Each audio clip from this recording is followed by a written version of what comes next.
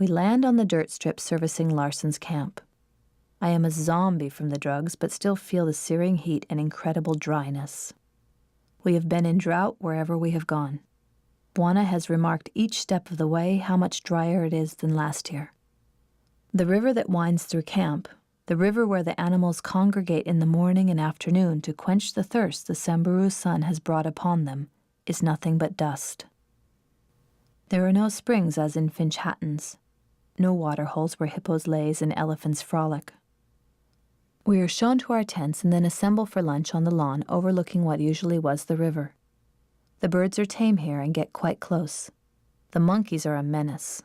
They have learned how to unzip zippers and they'll steal whatever they can, so tents must not only be zip tight but also locked down. While I have difficulty communicating with the people around here, I seem to have no such problem with the local fauna. The monkeys, again of the vervet variety, but without their distinctive blue balls, are darling and know exactly who is on their side in the camp. To those who see them as a nuisance, they are a royal nuisance. Against those who find them disgusting, they retaliate by peeing on their tent or leaving their calling card in front of the zippered doors. To those of us who are fascinated, they perform and pose and offer up their babies to watch and photograph. I love the monkeys, and so does young Harry, and they respond in kind.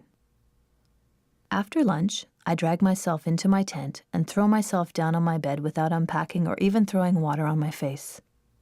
I fall into the deepest drug-induced sleep possible, and I am awakened a few hours later by a crack reverberating through the camp.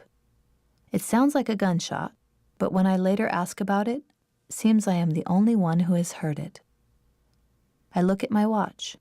The afternoon game drive is in 10 minutes.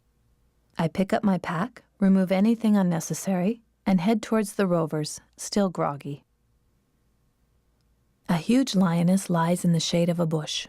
She has feasted that morning on a zebra that is off to the right of the vehicle. Most of his guts are gone and he smells horrid. The great lioness is winded and panting. The smell of her kill urges us to continue. We encounter a gerenuk, a small antelope with a great long neck.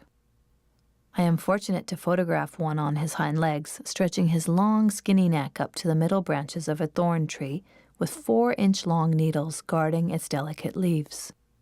Like the giraffe, gerenuks use their long tongues to weave in between the thorns and wrap around the savory leaves. Harry shares with us a close-up that he has taken of these odd-looking creatures. They could have starred in any science fiction movie. A more alien face does not exist in nature. The heat and pills have gotten to me, though, and I am uncomfortable. Thank God we cut the drive early and head back to camp. The shower is glorious, and I'm ready for dinner, but by the time I make it out the door of the tent, all I can think about is sleep. Still full from lunch and guilt from the gourmet food of Finch-Hattons, I decide to skip dinner, go to the gift shop, and buy out of Africa, as well as their entire supply of peanuts for dinner, all 2 packages. After I eat the nuts and get settled between the sheets to examine the book, I compare the reality of this trip with my fantasy of it back when I first received my itinerary in the mail. Back then, I imagined each day the animals we would see and the places we would stay. I reached January 30 on the schedule and realized I would be in Africa for the anniversary of my sobriety.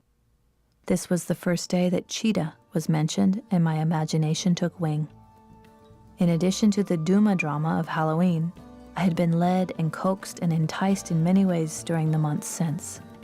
As soon as I had made my commitment and paid my money, I was notified that there would be an exclusive showing of a re-released movie titled Duma at a local theater. When I went online to purchase the tickets, the search engine brought up Maui Cheetah, which is my own email address, and coincidentally, the website for the facility.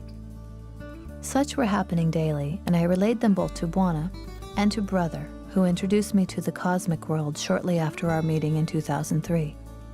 Each one of these affirmations had the cheetah connection. I wrote an email to Brother telling him of these daily clues, knowing he would understand better than anyone.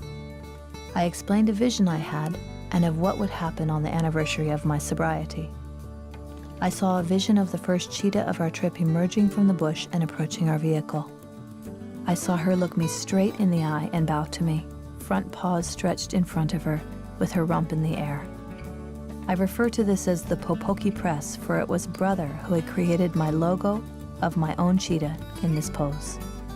Had everything actually happened like that, I would have been a blithering idiot for the rest of my life, so it's probably for the best that it didn't. Still, I was a little disappointed this anniversary had come and gone without fanfare or the cheetah sighting I had hoped for. I read 3 pages before flicking off the light and put an end to the day of Xanax, bush planes, and unfulfilled affirmations, and the beginning of my 2nd year of sobriety.